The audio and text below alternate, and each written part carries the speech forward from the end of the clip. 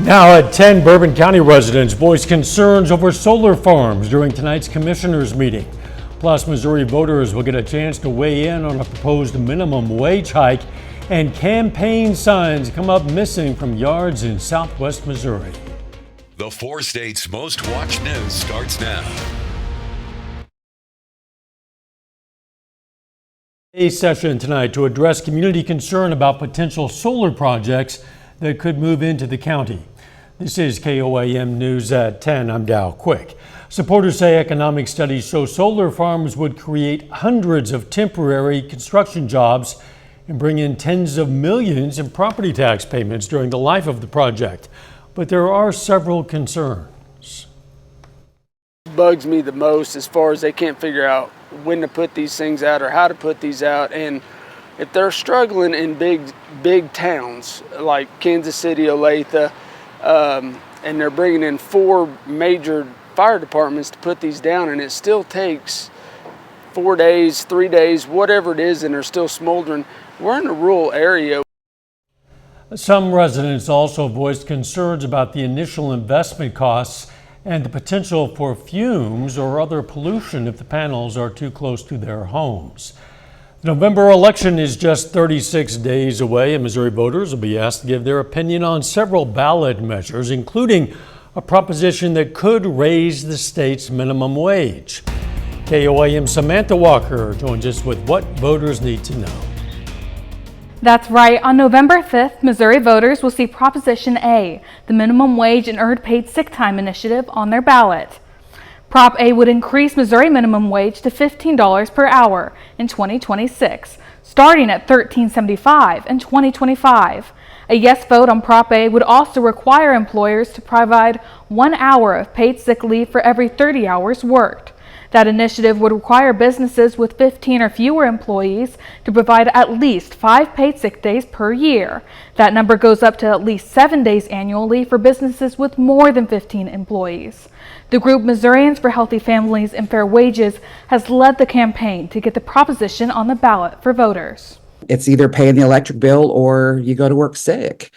And it doesn't matter which side of the aisle you're on. Everybody should, and I believe, hopefully understand that shouldn't be the case, that everybody is entitled to a right to fair pay for sure. Some economists and small business owners argue that companies may struggle to keep their workforces with higher wages and paid sick leave. They say this could potentially lead to job cuts or reduced hours. You can learn more about what you'll be voting on this November at koamnewsnow.com/elections.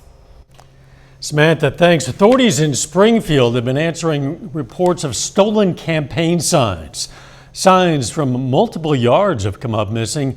One couple's reported the theft of 2 signs. For one Springfield man, the theft was only part of the issue. I think we all should have an opportunity to have things in our yard that speak to other people, no matter what side of the political spectrum that you're on. Both Democrat and Republican supporters have reported a recurring need for replacement signs. Campaign sign vandalism might also be a problem in southeast Kansas. We hope to have more on that for you tomorrow. Right now, though, let's check in with Chief Meteorologist Doug Hetty for our first look at the weather. Yeah, and it turned out to be a warm, almost hot Monday for us today, all the way up to 86 degrees, started at 58. Well above our average high at 77, but tomorrow we're going to be closer to our average. Record high is 93, set back in 1952.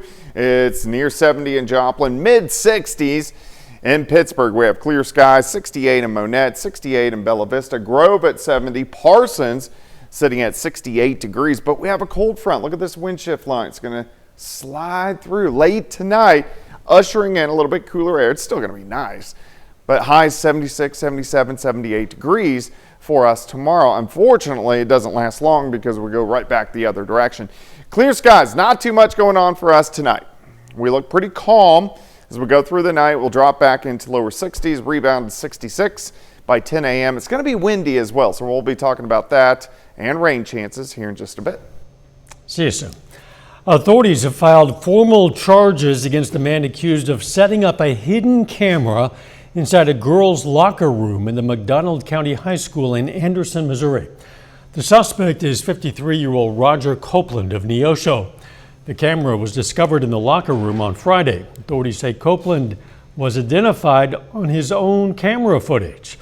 According to law enforcement, Copeland admitted the camera was his after being brought into the sheriff's office and questioned. He's charged with sexual exploitation of a minor, possession of child pornography, and invasion of privacy of a victim less than 18 years of age. A federal judge today sentences a Joplin man for stealing mail from Joplin residents as part of a conspiracy to commit bank and wire fraud. Aaron Blank gets 3 years and 7 months in federal prison without parole. The court also ordered Blake to pay more than $12,000 in restitution to his victims.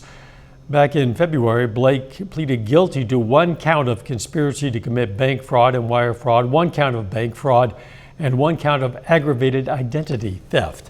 Blake's co-defendant, Emily Annalise Sturgis, pled guilty in July to conspiracy and fraud charges. Sturgis and Blake stole mail from December of 2022 to January of 2023. The stolen mail included credit cards, debit cards, checks, cash, jewelry, and documents that contained personal identifying information. They also used the stolen credit cards to unlawfully make purchases. Sturgis currently awaits sentencing. Lake goers in Grove, Oklahoma took in the sights of dozens of amphibious planes today. That story is coming up.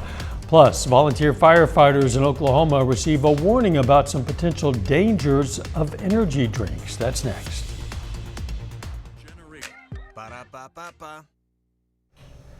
Firefighters in Oklahoma are facing a new urgent warning about energy drinks. Matt McCabe tells us why the public also needs to know. It's been a busy few weeks for the Arcadia Fire Department. Chief Robert Davis expects that trend to continue through the coming wildfire season. It's bound to happen, and this is our season right now. It's coming. Davis runs a mostly volunteer department, and he leans on the generosity of the community. There's many ways that they can come in and help us with water, chapstick, snacks to put on the rigs, because we don't only help the town of Arcadia, we go out and assist other departments as well. It's another way for people to help if they can't be a firefighter. But the Oklahoma State Firefighters Association says it now wants firefighters to keep energy drinks out of sight. We're discouraging the use of energy drinks right now with firefighters due to some recent line of duty deaths up in Kansas. So it's important that they have water, Gatorade. Those are the most important things. The new ban is being enforced at trainings, but with the hope firefighters are more careful with their own consumption. Departments say things like water and Gatorade are always a good idea. We can save our budget on those things and, use the things that people bring us instead of using our budget on it. Taking good care of firefighters keeps communities of all sizes prepared for any emergency. Oklahoma's wildfire season usually picks up in November, and that's when Chief Davis says departments all across the state really depend on donations while spending hours on a call. The State Firefighters Association says it'll also take vitals of firefighters before training sessions. The State Farm Agency in Miami, Oklahoma hosted a free child seat safety check today. Drivers stopped by, had their child seats checked by the experts. Organizers say the event is part of a partnership with the community with one common goal: keeping people safe. Yeah, so State Farm really wants to make sure that kids are safe and that people in the community are safe, so they partnered with us to have us here to make sure people and kids in the community are safe. Car seats were available at the event for families in need of one. September is Child Passenger Safety Month. Residents of Grove, Oklahoma gathered to see planes land on the water today. Amphibious planes from all over the U.S. flew onto the lake at Wolf Creek Park. The pilots stopped in Grove to grab a bite to eat at the food trucks by the lake. The Grove Convention and Tourism Bureau director says he was amazed at the turnout. This event right here kind of blows my mind as how it was received in our community. This was one of our biggest Facebook posts that we've ever done. Just showed there's some planes that's going to land on the water, and had no idea that this would actually have a turnout. Organizers hope to start doing this annually after seeing how many people came out to watch those planes. A little bit later, watching the trees change color is a sure sign of fall, but we're going to tell you why this year's colors might be a little different. The big question is it going to feel like fall this week? We're going to check that out coming up. Save big around you.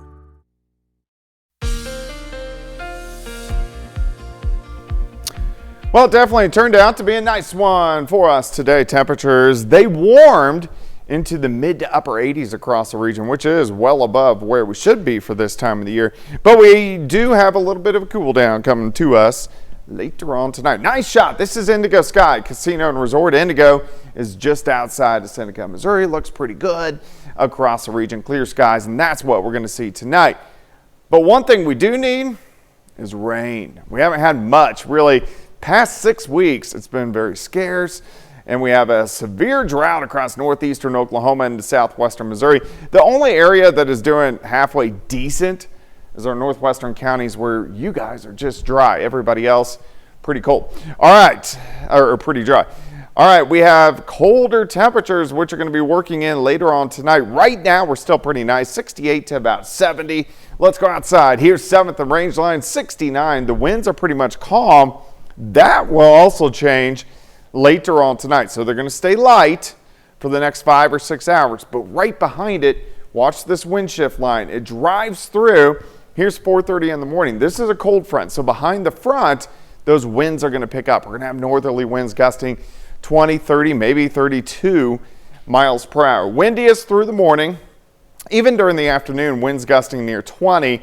They calm down tomorrow night and then switch out of the south as we go into Wednesday afternoon. And what that will do in return is help our temperatures start to warm back up the second half of the week. All right, clear skies. Nothing going on. Kansas, Oklahoma, Arkansas, and Missouri. Pretty quiet. Still a few showers, eastern third of the country due to remnants of Helene. But if we look west, nothing going on. That's our weather as we go through the next several days. Let me walk you through time. Lower 60s by morning, clear skies. Windy. Lower 70s by noon. I think most of us 76, 77, 78 degrees for a high. 72 Stockton, 75 Neosho, Grove 79, Independence up to about 73. Tomorrow night gets kind of chilly. We drop back mid to upper 40s. So it's going to be a crisp start Wednesday, but we get those southerly winds, so we're going to rebound into lower 80s by the time Wednesday afternoon rolls around. Day planner for you on Tuesday, 63 to start, 72 by noon. High temp of 77 degrees.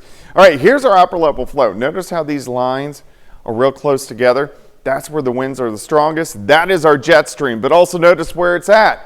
The northern parts of the lower 48 up into Canada. For us to get some good rain, we need a storm system to drop south. We're not going to see that this week, which in return means we're going to stay pretty warm.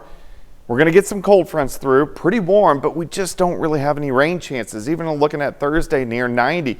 By Friday, a front drops through, but still warm into the mid to upper 90s or 80s of 4 highs. 77 on Tuesday. Let's go 85 on Wednesday, 90 on Thursday, and we hang near 90 all the way through the weekend. And unfortunately, no rain maybe until middle, latter half of next week, unless if some tropical moisture comes together. But yeah, it doesn't look good.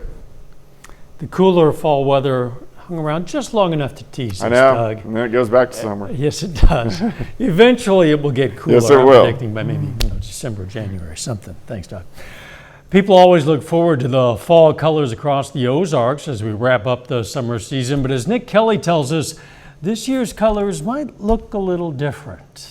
Unlike our blistering hot summers we saw back in 2022 and 2023, this summer was kinder to the Ozarks. June was warmer than normal, followed by a below-average July. While both months had above-normal rainfall, we trended drier and warmer toward the end of the season. Kay Frazier, a nursery general manager, says that's playing a role in how the fall colors will change. If we have a moderate summer, we had a wet spring, we have a moderate summer, it's the amount of moisture in the soil does play a role in it.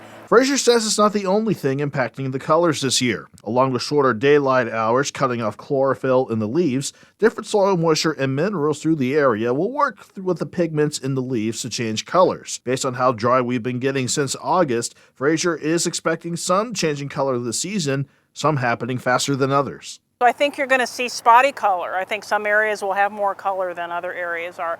Typically when we're really dry like we have been, often that makes the trees just start to change color and then they pretty quickly go to yellow and brown. For those in southern Missouri and northern Arkansas with just enough soil moisture to work with, you could see the peak of the color change by the week of October 28th. For the rest of the Ozarks, the peak should happen by the week of November 4th. No matter how the color comes and goes this season, Frazier wants everyone to take it in if they see it. If you're fortunate enough to find those photo picture perfect spots, then you're a lucky person, and you got to enjoy. That's what life's about. You got to take the things that you can and enjoy them while they're there. If you're fortunate enough to snap some great photos of this year's leaves, probably won't need any encouragement, but we'll remind you anyway. You might want to share them on social media with your family and friends. Coming up in sports, we take a look at our high school football performance of the week winner. Plus, Carthage meets Carl Junction on the softball diamond for the first time this season. Brock Baldridge has the highlights in sports.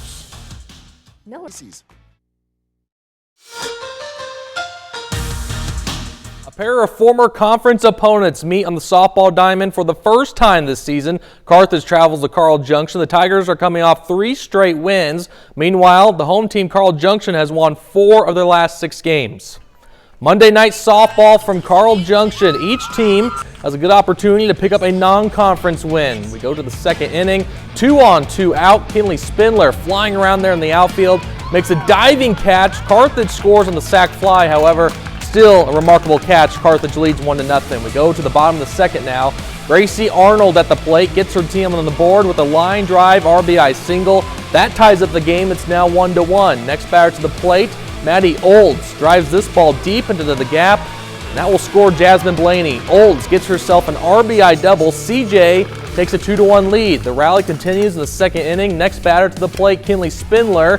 She drives another run in right here. RBI single. Lady Bulldogs score 4 runs in the second to make it a 4-1 game. We head to the third inning. Base hit right up the middle for Katie Hunt, but Lexi Youngblood throws this one on the money from center field to get the out-of-home plate. Carthage still hanging around. So the final inning of the ball game now, Carl Junction leads 8-7. Ground ball right here, flip to second base is in time. Lady Bulldogs hang on for the win. CJ beats Carthage 8-7. Well, the Missouri Southern football team is now in the win column. Southern won the first game of the season last Saturday. The Lions can now use this momentum moving forward. After being down by 17 points at halftime, Missouri Southern rallied back to defeat Northeastern State. The Lions were able to put together 24 unanswered points to improve to 1-4 on the season. Missouri Southern head coach Atiba Bradley spoke at the team's weekly press conference on Monday and said laying down wasn't an option. I got to keep telling you guys, like, there's no quitting our kids. There is no laying it down is not an option. Not coming out at half and just say, oh, well, this one's lost. It's not something our kids would ever do and could fathom doing. About time, that's how I felt. It felt good to win. It just meant a lot to win. You could see everyone was happy and feeling good after they won, after the big win. And so hopefully we carry that into next week, lock in practice, and get it done. Well, you voted and we counted, just as we do following our Press Box show over on Fox 14. Our performance of the week winner is the Parsons Vikings. The Vikings win their first game of the season after Parsons went on the road to defeat the Baxter Springs Lions by a final score of 38-7. Parsons is now 1-3 on the season as the team hosts Frontenac this Friday night. To vote on next week's performance of the week, just head over to KOAMnewsnow.com/vote. And here is a look at some scores from around the Monday Night Football doubleheader. The Tennessee Titans get their first win of the season as they go on to defeat the Miami Dolphins 31-12, the final score there, and then the Detroit Lions. Well, last check, late in the fourth quarter, they are up 42-29 over the Seattle Seahawks. So Monday Night Football doubleheader. What do we think? Do we like the doubleheader matchup or do we not? I do, because sometimes when it's two NFC teams playing each other, I don't care. If it's AFC teams, I do, and it gives me options. It does, yeah. If you want the AFC side or the NFC side, obviously you can choose. And once in a while, of course, they're playing each other. There you go. Yeah. We'll be right back. KOAM News, the fourth state hero. Look at this, a 250-ton piece of Southeast Kansas mining history will soon have a brand new home. It was originally used to dig coal in Cherokee County. Its page 6 to 18 walking drag line is going to take up residence in the Miners Hall Museum. The move was made possible by Tilson and Sons House Moving of Carthage. They used custom pieces of steel to move the equipment the 30-odd miles. Today, only the huge boom was moved. The Wilkinsons have now donated 3 major pieces of Kansas mining equipment to area museums. I think it's important to preserve our mining history in our area, and we have a steam shovel that's located at the Crawford County Museum. We have a Page 202 dragline. It's that big Brutus that we've donated, and this one going to the museum in Franklin. This kind of completes the whole gamut of mining equipment that our family used over the last 80 years. The dragline was purchased in 1953 by the Wilkinson Coal Company, and of course, mining history, a part of the rich heritage of the 4 states, and certainly worth preserving. And these pieces of equipment are fascinating.